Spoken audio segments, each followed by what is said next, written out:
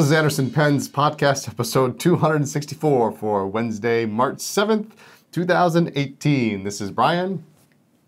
Who the heck are you? What was that thing? This is Lisa.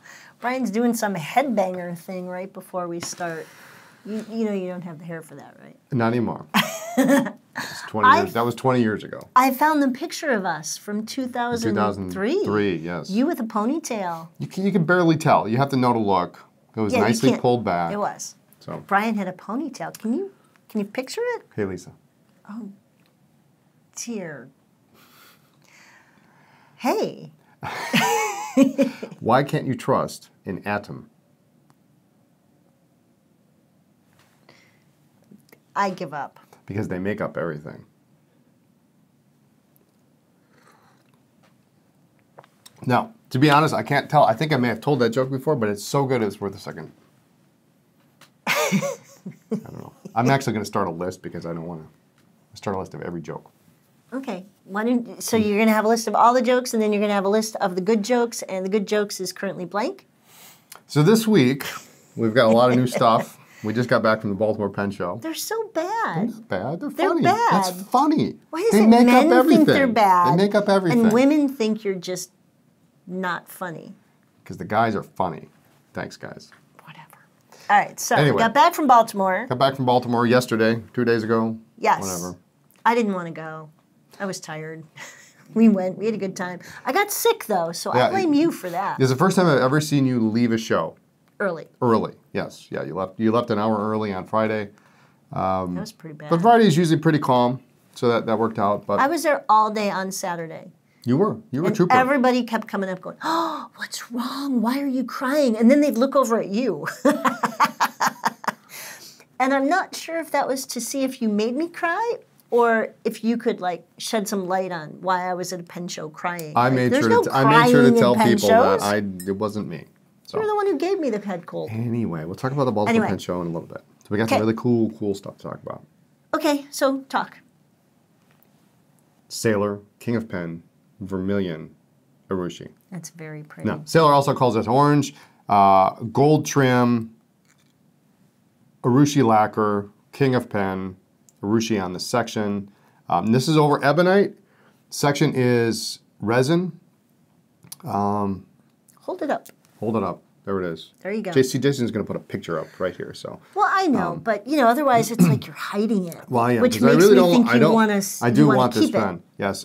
This is a standard medium nib, two-tone. It's beautiful. No cap band. Just came. It's a big pen. And of course, it comes in this. Maybe the most awesome. It's not giant. There are bigger boxes, but this is the best, I think, in my opinion, the best large box there is, and usable. Because, well, just look at it. It says the King of Pen on it. It's nice. It comes with a bottle of ink. It looks great on your desk. What about the inside? Well, the inside's got a little place to put the. Well, I mean, it's so great, but all you show is the outside. Well, because there's plastic stuff in there that's going to crinkle in the air. Well, so there you go. See, the little isn't it nice? satin pillow. Little satin pillow. All right, whatever. But great. It's a great pen. It actually goes with the shirt that I'm wearing today. Who's got so much room on their desk? I do. So, moving forward. No. Move that over there where it's safe. It was safe in my pocket. It was not safe. It was bouncing around. You want to talk about the next one? The Retro 51 SWISH All-Star pen. It even feels like a popper. It's the new popper, yeah. Limited edition. Yes, feels like a basketball. Feels like a basketball, yeah. That is so cool. They do such a good job. Is this the big shot? This is the big shot. This is the big shot. So it's a little bit fatter. Yep. It's got a little basketball on the top. So if you have the other Swish, which was just a regular brown, that's red, white, and blue. So tell them all about it, Lisa, and then you just pull a Lisa and hijack it. No, there you go. Take the next one then. I like that it's the bigger size. It's such a cool feeling. All right. Very good. All right, next one. You do Sailor. Well, okay. This one? Because I can't pronounce it. I'm just going to do my best and be done with it. The Tagayasan. Okay. Ironwood. This is, if you remember the old teak from a few years ago. I remember it well because I have one. You have one. This is a friction fit cap, and it has a beautiful little engraving on the end of the section there, and it's got a nice snap on it. Snap cap, like the nib noobs love snap caps. Is it Kim or both of them? Nice, a little different clip. It's really great. 14 karat nib. I love the size. I love my old teak. I think I got that after I had some surgery. Yes. Eye surgery? That was your eye surgery, yeah. My cataract surgery or reward or something. I can see. But it's a nice dark wood. Yes, I think I need one. Because I have the old teak, so it's kind of a set, right? We can arrange that. They're like cousins. They are. They're identical body style, a little tapered on the end of the barrel. I like it. I like it a lot. You know, very similar to 1911 standard size. It's actually the same size nib as on the standard. But nice pen. Yeah, it's nice. We scored a few of those. There's only a few left. Yes. And I think they were discontinued a while ago, but we just happened to find them. So anyway, there's that one. Next up, a bunch of stuff we picked up in Baltimore. This one's cool. The Monteverde Prima, which has been around for a while. They have redone some of the colors, and I don't know the official color. They can't just call this green. They just call it green. Okay, the other one was green swirl. Green swirl, yes. Okay. I thought it would have been something different, but it's just pretty. green apparently. I like this material a lot. So this one's the ballpoint. Did we pick up fountain pens? I don't even remember. Fountain pens are on the way. Yep. We just went and grabbed trays of pens, literally. The Prima has always been one of my favorite Monteverde pens. The size is very reminiscent of Aurora Optima in size and shape. You know, just a nice looking pen, nice weight. But I've wanted them to come up with a different color for a while, and here we are. I wasn't a fan of some of the swirls. Yeah, I wasn't either. This is this is nice. Really it's nice very material. similar to, you know, like the blue kind of, but it's nice. It's a nice looking pen. So Prima and green. What else? Now that I said I really like the Monteverde Prima, this one actually is pretty nice. I like these better. Monteverde Essenza. These are faceted. They've got a nice little metal bit on the end there. Cartridge converters, little metal section on there. They post nice. But what's important to know here is this material is, you know, you're going to look at that. Gorgeous. Yeah. And what does it look like? What does it remind you of? Visconti. It reminds you of Visconti Van Gogh, right? It does. Right. And rumor has it may be made in, material may come from Italy. Similar places. But a couple different... so you've got, is this Storm Cloud? That's stormy clouds. Yes, they should be. Storm Cloud, sunny skies. It's, look at that. That is pretty. Turquoise and, what would you call that? Orangish, tan? Like an orangey yellow? Yep. Like a mustard color. That's pretty. The Storm Clouds was really great.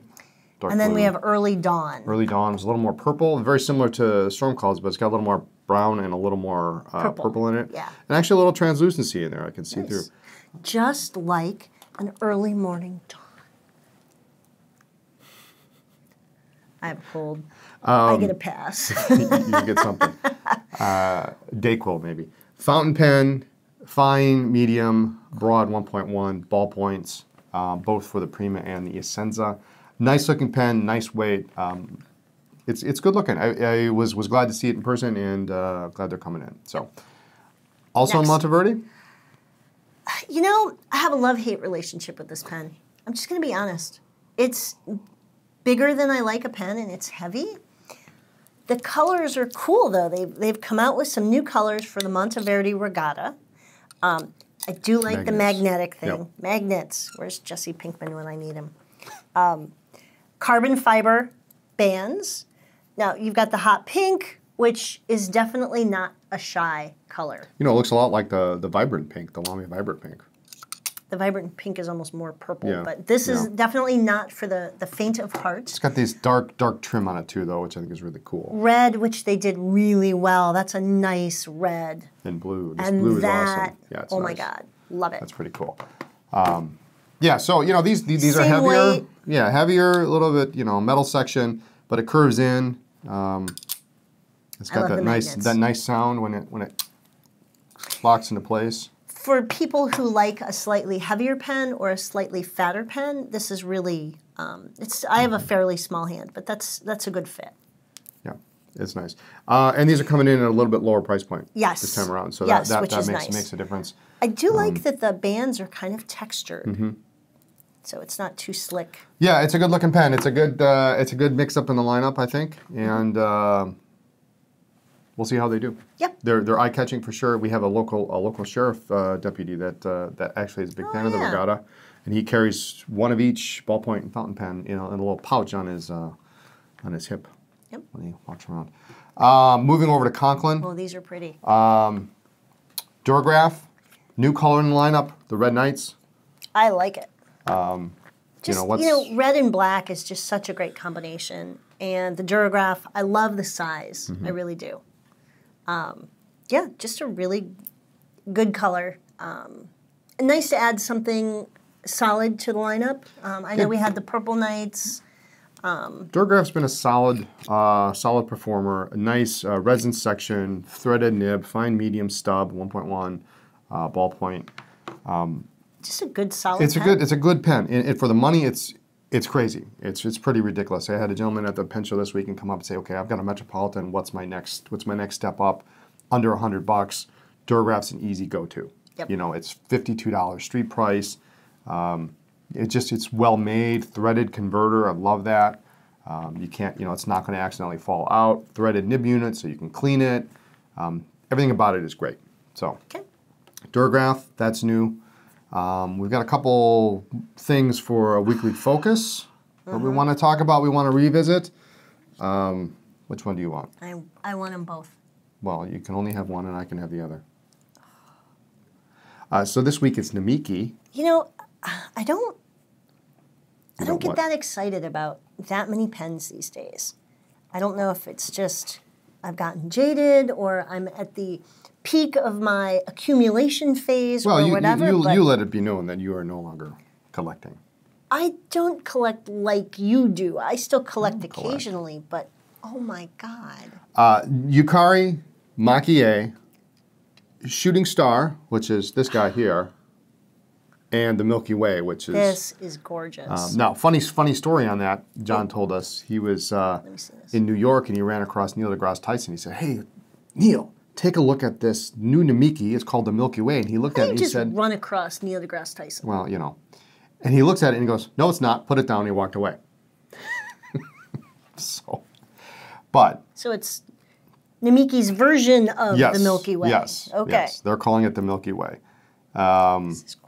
Mother of pearl, Rodden, inlay gold. Very well done. Nice brass barrel. Beautiful two-tone nib. What's not to like? And a good size, too. It's not fat. It's not like the... Yeah, it is a good size for me. Because it's all about So which one do you like? Do you like that one better? I wouldn't post that if I were you, but you can. It's got the felt liner on the inside of the cap, but... Well, then what do you do with it? You're just sitting with the cap in your hand while you're writing? Yeah, you could. No, it's actually decent. If I can't post it, I don't want it. Okay, well then I'll take it. Nice though. It's a nice pen. Just give me the look. Okay, we're going to move on anyway. No, these are gorgeous.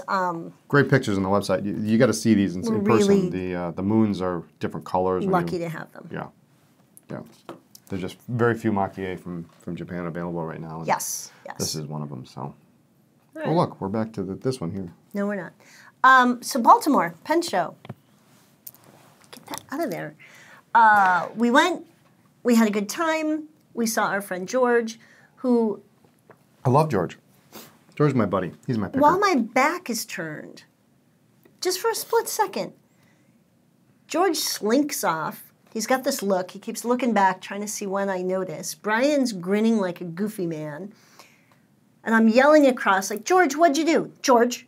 And he's just grinning and kind of like backpedaling. Well, he has this way about him.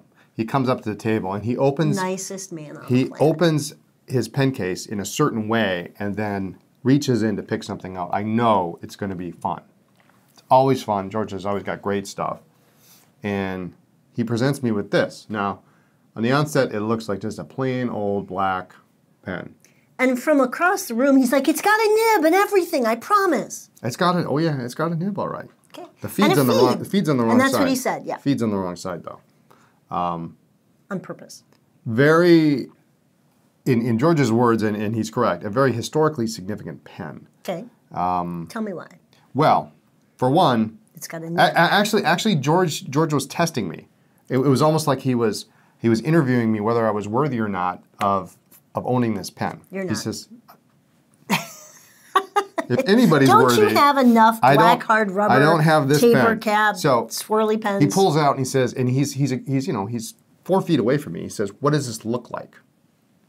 And so I study it for a second, and I don't have it in my hands. And I said, "Well, it looks like a word." He goes, "Very good. Next question." Ooh, you advance to the next round. And next round, he looks at it and he hands it to me, and then I look at it and I'm like, "There's no imprint on the barrel.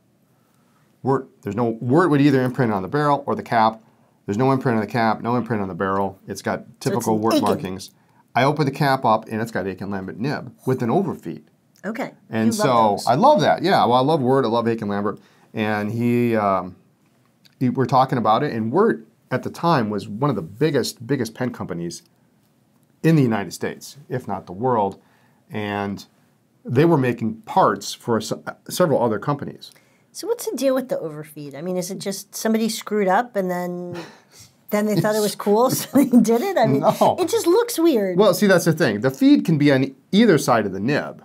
Okay. It can be on either side. It's more aesthetically, they decided it's more aesthetically pleasing underneath. It does the same job. It's just weird. So, but anyway, this is very early Aiken Lambert, 1890s vintage, probably made by Wort, and when Aiken was maybe making nibs for other people, they picked up the barrel and cap from Wort. They put their own nib in it. Voila. We have a very, very early Aiken Lambert taper cap. So it's an old early. It's an old early, yes. It's a very old. No, it's beautiful. The chasing's in really good shape. Yes, yeah, it looks darn near brand new. George always has great stuff, but... Well, he told me the pricing. You never saw a man whip bills out of his wallet so fast in his life. It was like, he told me the price. I go, here, done. Don't let Lisa see me. Yeah. No, it was very reasonable, and that's fine. You haven't bought a pen, a non-sailor pen or pilot pen in a while, so I guess I can't complain. And for the price, you've done much worse damage, so thanks, George, I think. Thank you, George. Keep picking for me. Good to see the whole George family, though. Absolutely, yeah. Sister, brother-in-law, both his mom and dad were there. Yeah, the whole family showed up. Lots of other people, though, of course. At the show. The show was, we had that big storm on Friday, but I don't think it really affected the crowd that much. It didn't affect the city and downtown Baltimore, but apparently thousands, I don't know how many, but thousands of people in the area had no power. So in fact, a couple people who lived close enough to sleep at home actually ended up coming and staying at the hotel because they had no power at home. So that was interesting. I don't think it affected the mood of the show, though. There were still a lot of people there. Saturday was very, very, very busy. Saturday was busier than I remember last year. This is the busiest Baltimore show I think we've ever been to, in terms of foot traffic through the door and people at the table. It was downtown again this year, and I'm never a fan of pen shows that are downtown, any city, just because of the traffic. And I hate one-way streets because, well, they don't like me either. Was it Lincoln, Nebraska? Lincoln, Nebraska. Yeah. But the hotel was gorgeous. You just have to think. You just have to think a little bit differently. Yes. This time we decided we parked the car one place. We Ubered to the other hotel. I love Uber. Yeah, Uber's great, and that was that, and it worked. So. Yes. But good crowd. They had all sorts of seminars and giveaways and usual Bert Ozer well-run show. Anything that Bert puts on is really great. Yeah, it was very, very good. So enjoyed it very much. Was not planning on buying a pen, but I did. I wasn't planning on you buying a pen either, but you did. So there you go. Picked up, we picked up all the Monteverde and the Conklin stuff, and a couple other things from Platinum. So that's coming up pretty soon. And some other things that we picked up that we'll talk about soon, paper-wise. Yes, which is exciting. So. Updates on Chicago? Updates in Chicago. We're going back. We'll be back there part Today, of this week, tomorrow. part of next week, part of the week after. Does anybody have an apartment they want to sublet in Chicago? Because I'm tired of living out of... Although hotels are nice, they do your bed for you. They do your stuff for you, yeah. So we're bringing inventory down. It's taking shape. We've got... boatload of things being shipped there. They're going to hate us by the time we're done with all these boxes and displays and fixtures and everything being delivered. Big box of Sailors coming down. We've got the Platinum is supposed to be there this week. Yes. Faber-Castell, Visconti. So it's really going to, within this next week, it's going to really fill up. A lot of ink and a lot of pens and stuff. Not open yet, but we're getting close. So.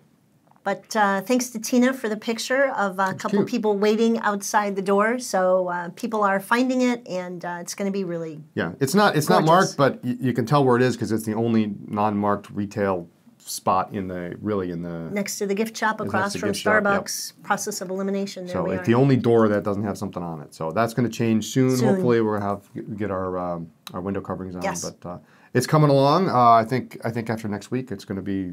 After this week, it's going to be really... You'll be able to look in and see it. I'm excited. Hopefully so. But anyway, that's what's going on there. Anything else you want to chat about? No, we've got some meetings, and we've been gone so much. We need to meet with the team and make sure everybody knows what they're supposed to do. And drink more coffee. Yes, drink more coffee. So, all right. I think that's it for this week. Thanks so much for joining us. Tune in next week when we're talking about pens, ink, and paper in Chicago. In Chicago. Chicago. And check us out on social media as Anderson Pens. Have a great day, everyone.